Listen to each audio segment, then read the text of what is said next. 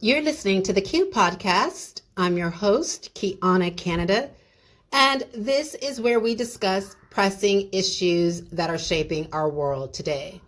So before I get into this podcast, I want to apologize for not having the appropriate podcasting equipment, such as a microphone and, the laptop that podcasters normally use to record a podcast. Of course, I am just starting out and my funds are limited at the moment.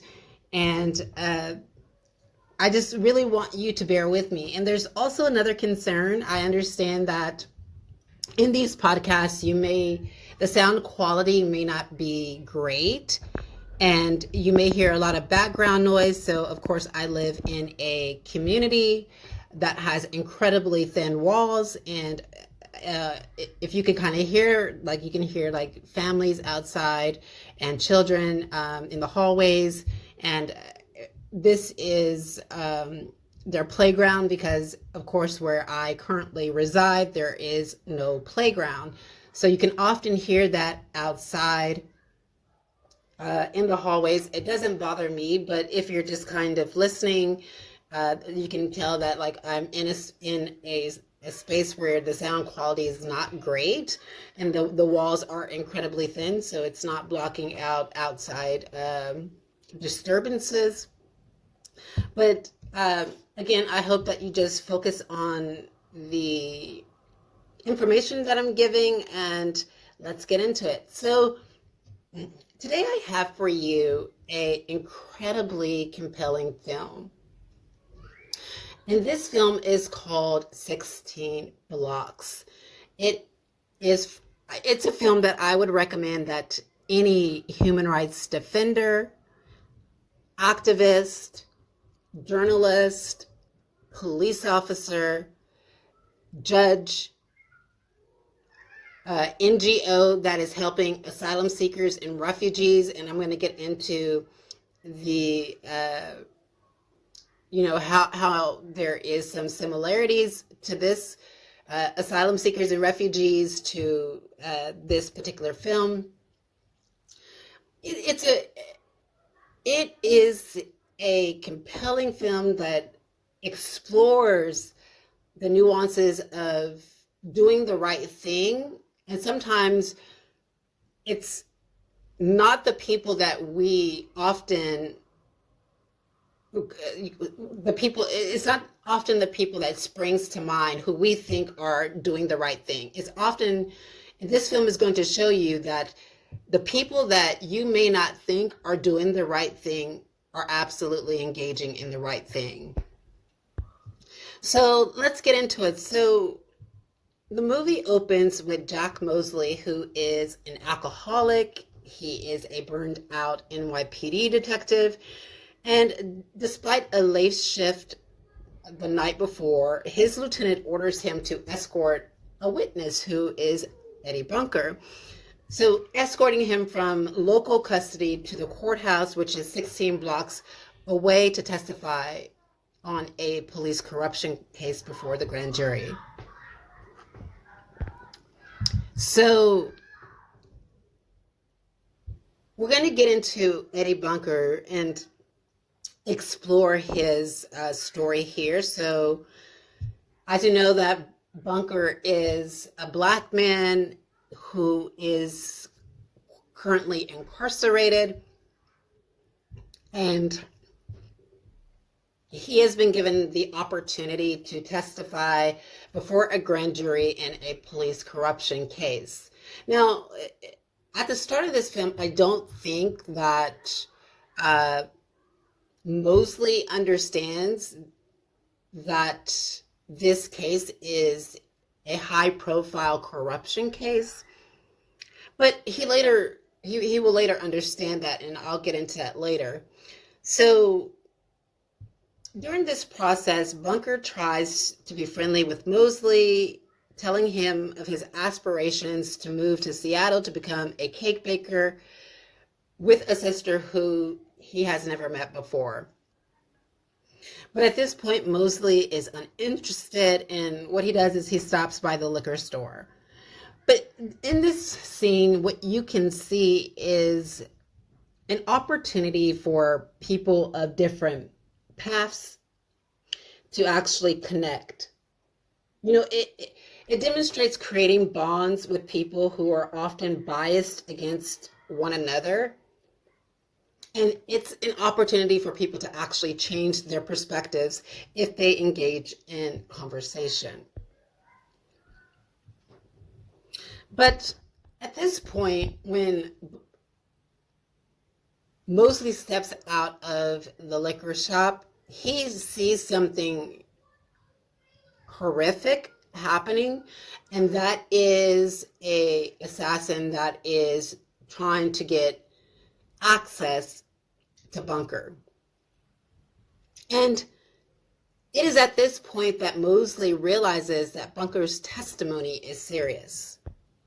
So they suddenly are ambushed by a gunman, and there's more than one. But at this point, Mosley, takes Bunker, takes a hold of him, and takes him to a local bar to take shelter and call for backup.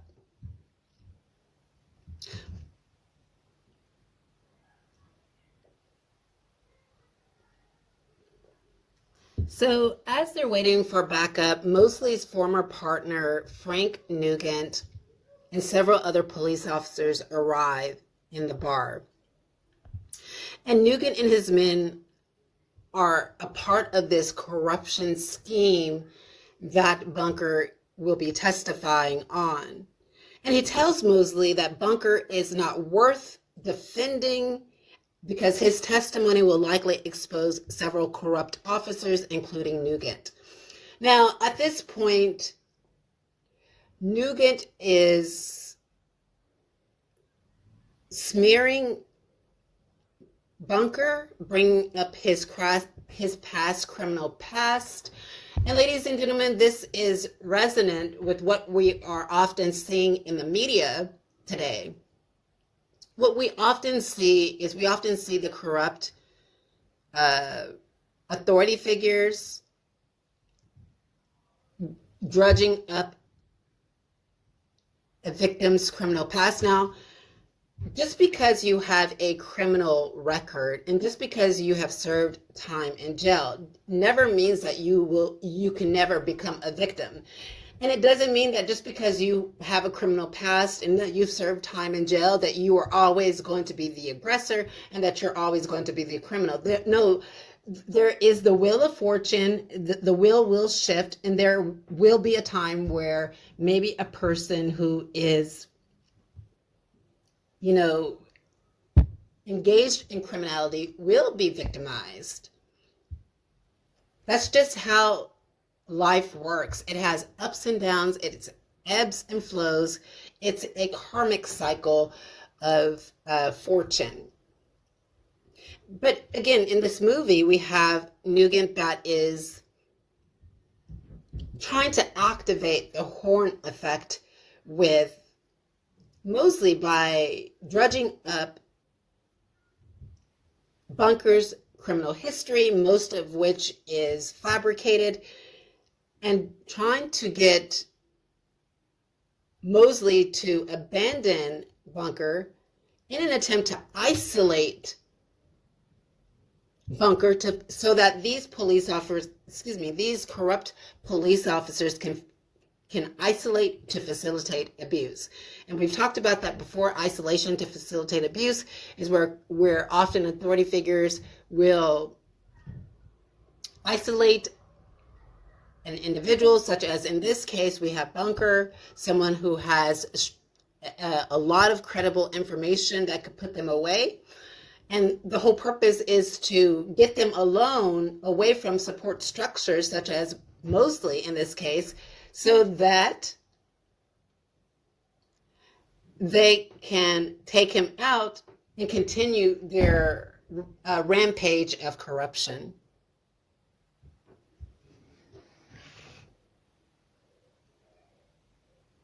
Now, I want to kind of revert back to the scene where because I think it's important, before where Mosley stopped at the liquor store. Now, in the scene, we see that Bunker is afraid. He's like, "Why did you stop?" Like, he understood the severity of what he was doing and how stopping could put his life at risk. And I think that little scene there was quite powerful, because he's like, okay, I'm afraid now. You don't need to stop. We need to continue to go, go, go. Because he understood, like, any time, any idle time could potentially put his life as well as Mosley's life at risk.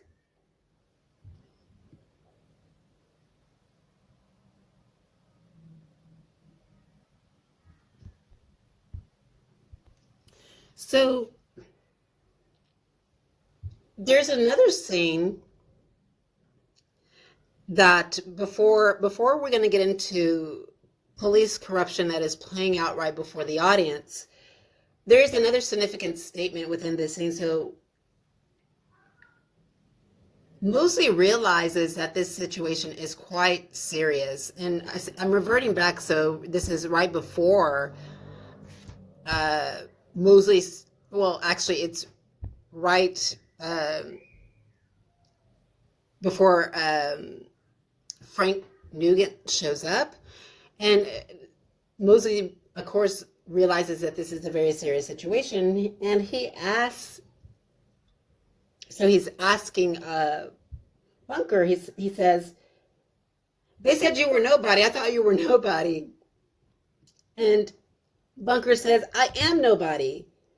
And this is a powerful scene, ladies and gentlemen, and I'm going to tell you why. Oftentimes, we are told that people with a criminal history, or people who have suffered trauma, or people who don't have a high status profile, that they don't have anything to say, that their voice isn't powerful, that their voice isn't significant enough to create change, and that their voice doesn't matter.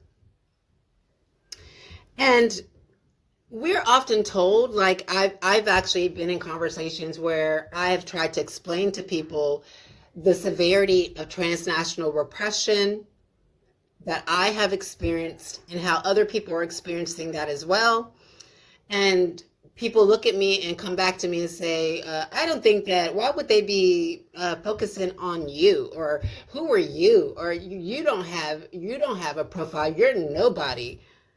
But again, this movie demonstrates, if you ever need to understand how a nobody has information to bring down corruption, this is the scene that you will begin to understand that a person with no profile and with no status may still hold testimony that makes them somebody.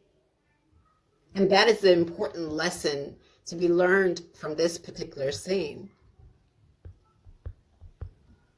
So now we get to the corruption playing out right before our eyes, and that is that the cops try to frame Bunker right before our eyes for firing at an officer before they try and unalive him. And don't you see, in this particular scene, they are holding Bunker, they are putting a firearm in his hand, and they are shooting recklessly in the bar.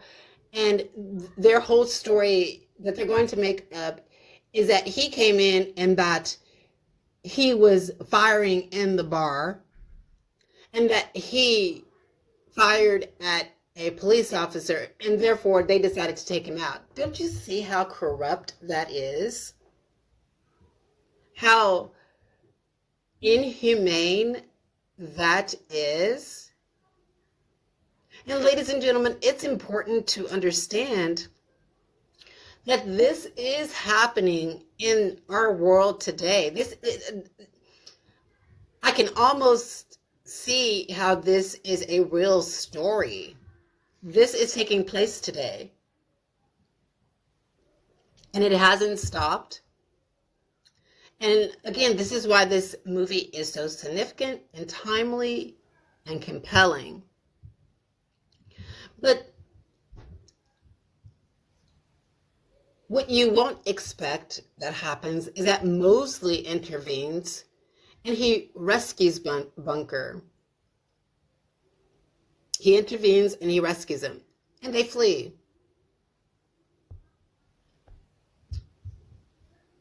Now, he and Bunker take steps to further elude the police, these corrupt agents of persecution that are after this whistleblower, this human rights defender in the process. So this would-be human rights defender, this person that's testimony is going to make them a human rights defender.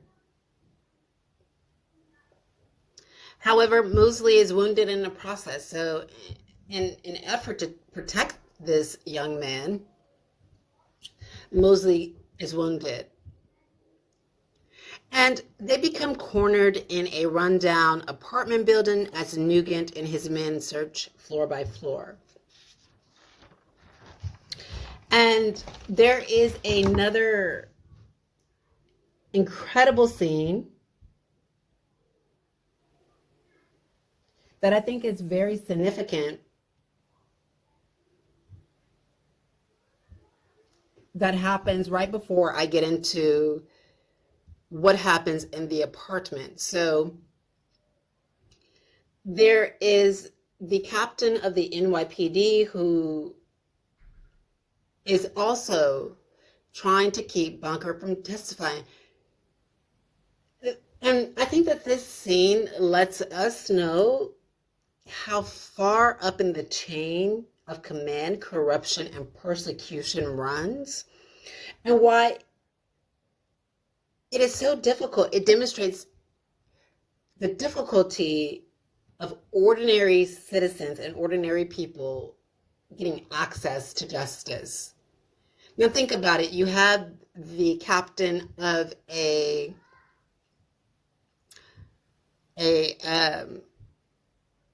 police department, and they are supposed to be ethical and exercising discernment and making sure that corruption doesn't happen. But even as far as that position, there is a high level of corruption that is seeking to persecute individuals who are speaking out against injustice.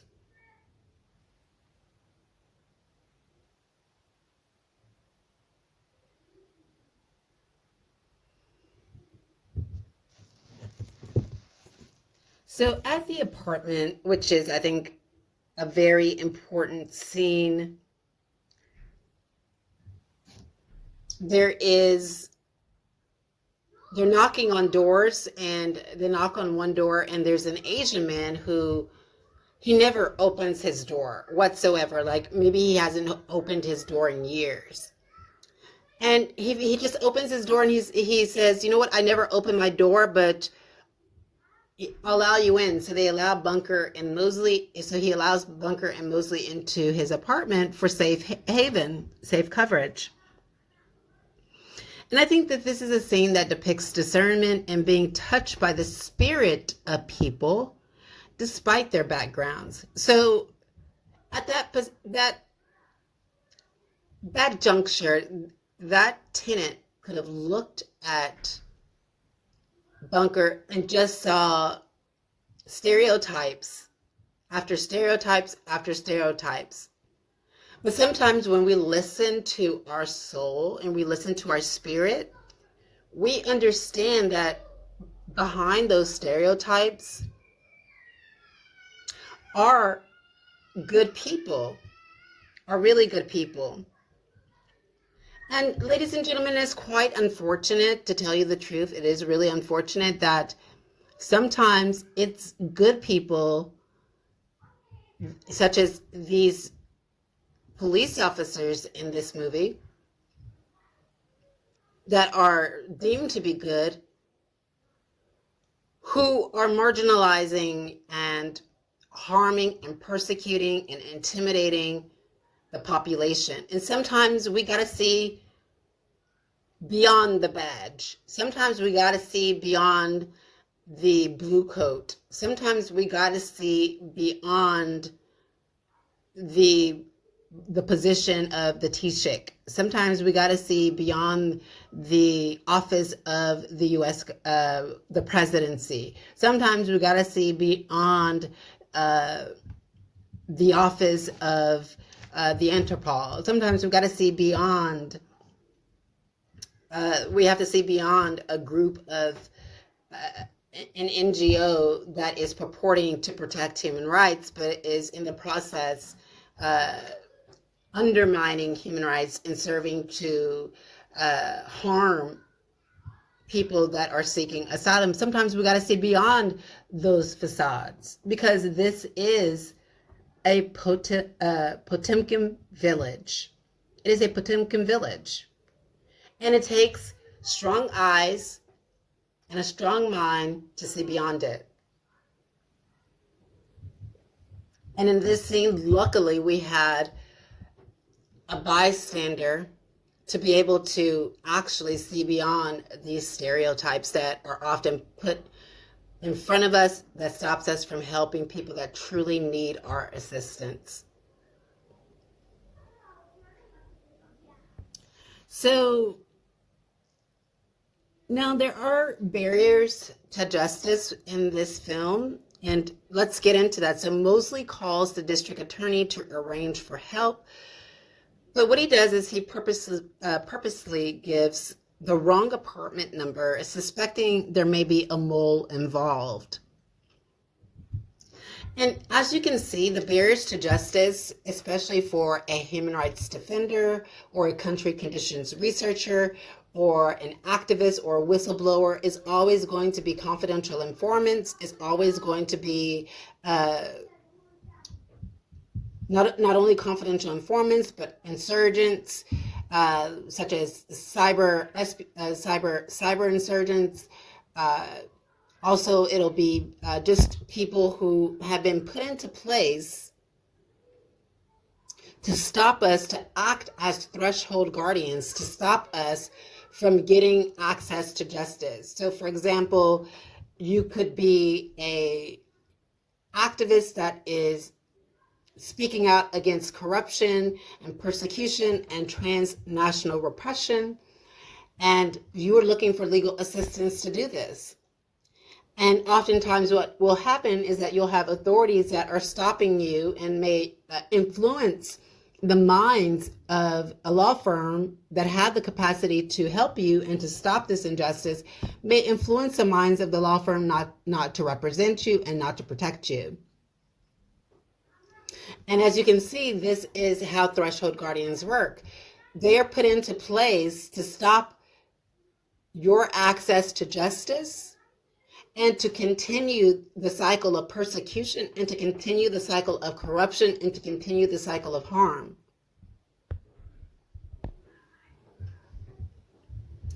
But what about bystanders as a shield against persecution and wrongdoing? Is that even possible? Well, I think it is. In this movie, it demonstrates it quite beautifully. So Mosley and Bunker are able to escape onto a passenger bus, and the police do follow them. And at this point, Mosley is forced to treat the passengers as hostages.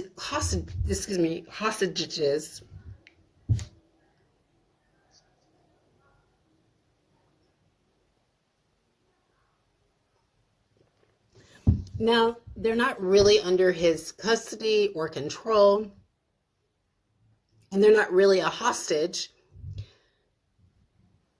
They're not really.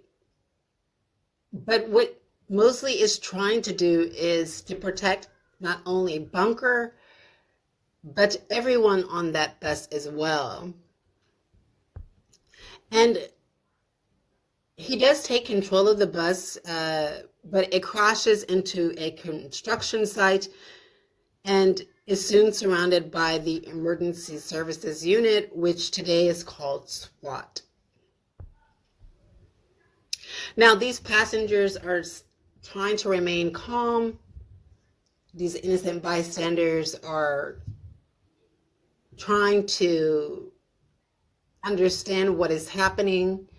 And that is the essence of supporting and doing the right thing, is by listening and by understanding and staying calm and not jumping to conclusions.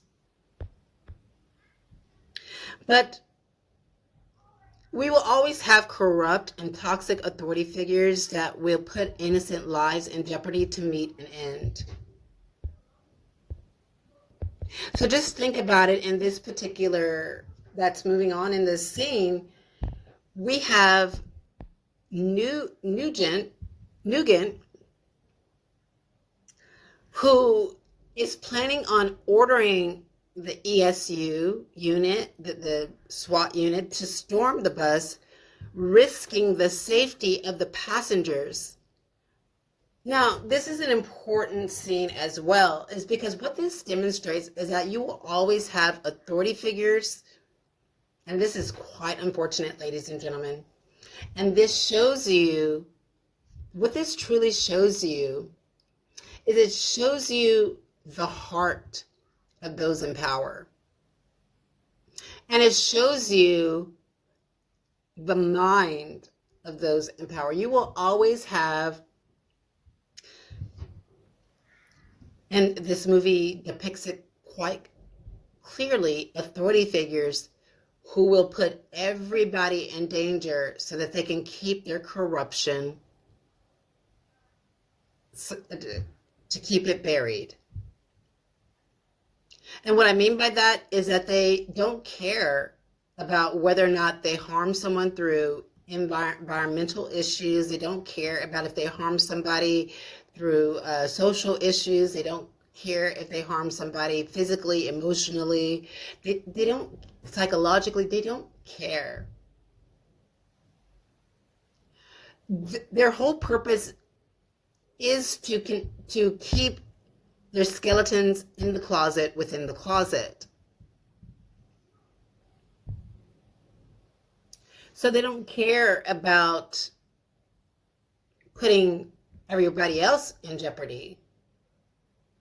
So like I said, while I was at the Kensale Road Accommodation Center, I had authority figures that were engaging in transnational repression, who were sending my fellow asylum seekers to intimidate me and to harass me and to call me mean and nasty names, which was just very childish, and to cloak me in an environment of continued persecution. And they didn't care that they were tearing this asylum community apart. They didn't care that they were creating conflict. For them, it was justified, unfortunately. They were justified. They wanted to meet a goal, and their goal was to get me out of the asylum process and to stop my testimony. So what does Mosley do? So he allows the passengers to go free. And this is an incredible scene, ladies and gentlemen. This is such a compelling scene because you feel the heart and you see the heart of Mosley in this particular scene. And in this scene, not only does he allow the passengers to go free, but he also allows Bunker to leave with the passengers in disguise so that he can make his way to the court. And so Bunker puts on a suit and puts on glasses, and he looks completely different, and it's very difficult for the police to, because now everybody's rushing out of the bus. They're getting all of the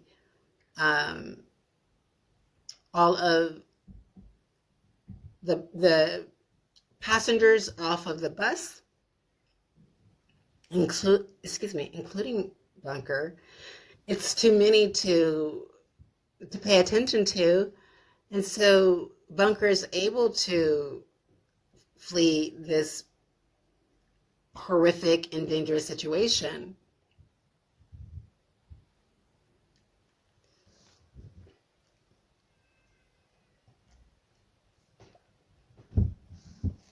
So, like I said, I think this is just a very compelling scene to watch,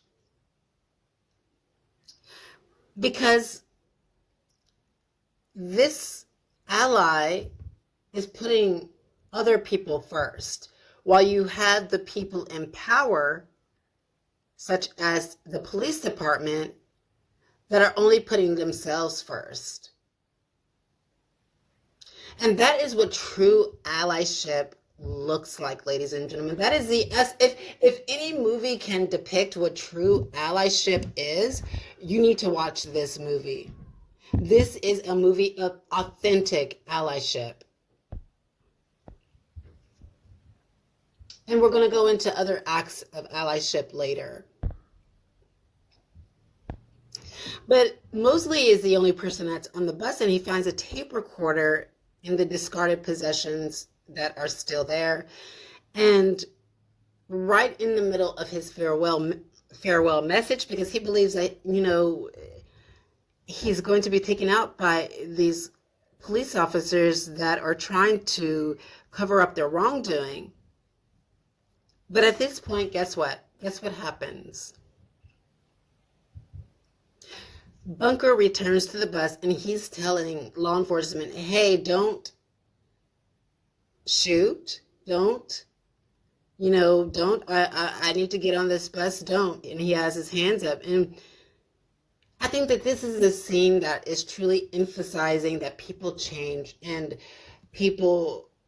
there is an essence about humanity and the beauty of the heart when we actually look at a situation for what it truly is about.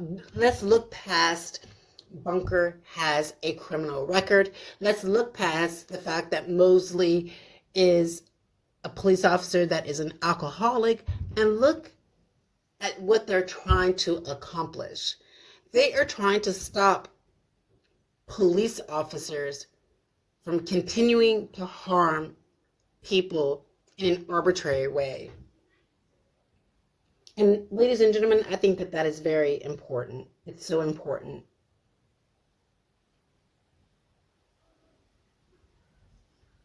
Now, there is also a scene on this bus before that I didn't mention, that I just remembered, that was very important, is that Mosley ordered all the bystanders on the bus to block the windows so that SWAT wouldn't be able to see in the bus, and they wouldn't be able to take any of the passengers out wrongfully, and they wouldn't wrongfully take Bunker out. Now, this scene demonstrates the power of authentic allyship and how bystanders can play a role that protects the persecuted and the marginalized. But oftentimes what we have in life and what we have in society is we have bystanders that are actually taking down the newspapers from the window and allowing the corrupt persons to see into a place of safety. and allow and that vision into that window of opportunity allows, no pun intended, but that, or maybe pun intended, that window of opportunity allows those state agents to continue their reign of persecution. But it is by leaving those newspapers up on the window do we all remain safe. It is by leaving those newspapers up on the window, blocking out the state agents, that we, including yourself, including the persecuted, that we all remain safe. And by taking down those papers, you allow the state agents to see into a place of safety and to enter it and to harm not only the persecuted who they are after, but also yourselves.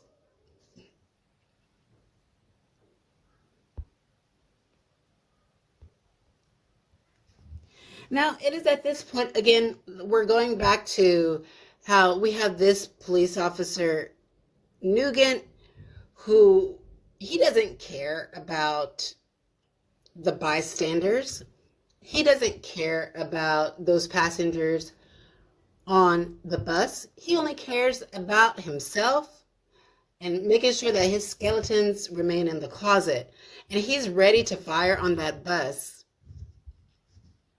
However, he is made to stand down by the superior officer, which is the captain in this case. So now you have a person in power realizing how dangerous this situation could be and how the exposure, now you have a witness that is in the bus, and then you have bystanders or passengers that are also in the bus.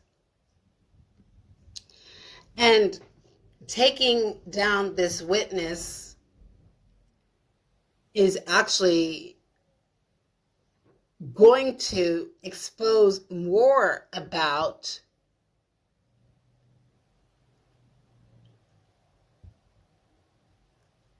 your skeletons than you think. So that police officer has this corrupt police officer to stand down.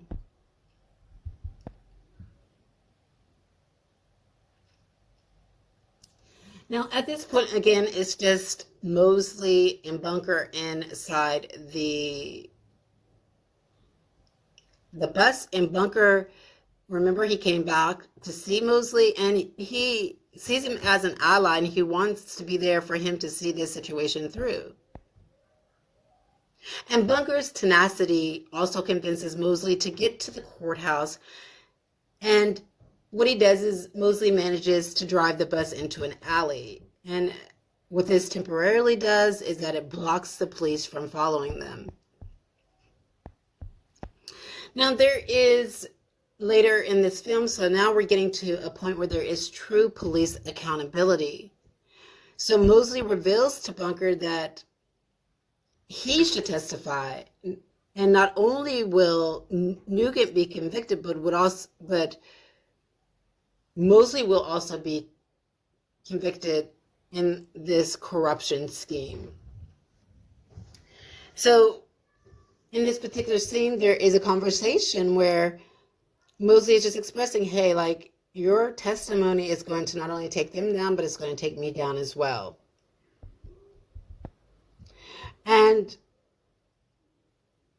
But Mosley's prepared for that. He's prepared to be taken down because what he realizes, the persecution, the degrading treatment and punishment that he has been involved in over the years is wrong. And Mosley, what he does is he, excuse me, he gets off a block from the courthouse and wishes Bunker luck with his bakery. and instructs the paramedic to take Bunker to the Port Authority and to put him on a bus for Seattle. And at this point, Bunker promises to send him a cake on his birthday. Now, there is a scene that I want to revert back to kind of tie into this scene. Mosley says that Bunker is a thief. So early on in the movie, Mosley referred to Bunker as a thief and said that he will always be one. But Bunker says, no, people can change. People can change. And this, I think, is a scene that reflects that humanity and that change taking place. And so from here, Mosley enters the courthouse building through the underground garage, and he encounters Nugent alone, who tries to unsuccessfully dissuade him from testifying in Bunker's place. And Mosley is still, at this point, determined to take a stand for what is right. And Mosley informs the district attorney that he will testify in exchange for Bunker having his record expunged. And he also reveals that he had recorded the conversation with Nugent in the garage, and on the tape recorder, there is that testimony and that evidence. So Mosley testifies, and he is sent to prison for 2 years. And after he is freed, he celebrates his birthday with his sister and other friends, and is surprised to find that a cake has indeed come to him from Bunker, who has been successful in starting an Eddie and Jack's Good Sign Bakery in Seattle. And of course, on the cake, it says, people can change. Eddie Bunker changed, and Jack Mosley changed. And this is such a phenomenal movie, ladies and gentlemen. It's, oh my God, it's a tearjerker. It's a great movie. It has a lot of it doesn't have a lot of Easter eggs in it. There's only one Easter egg in this movie, which is a sign that appears in Mosley's office that says corruption. But it's such an amazing movie. The plot is wonderful. It's timely. And I think that if we all watched this film, we would have a change in heart when it comes to understanding that people who have done bad things in the past can be further victimized and framed for crimes they didn't commit. And that people who have done bad things can change and become very good people, and their testimony can be weightful and important. And then we also have that people who are doing horrible things, such as people in power, that those that we think that are standing up for justice and doing the right thing are actually really trying to silence the persecuted and trying to further harm them. And that this is happening, this is taking place across the world. And it's happening in democracies today. So I really recommend this movie. I hope that you will watch it and that you will just sit and, analyze it scene by scene, frame by frame. It is really an important film that just really tells an important story.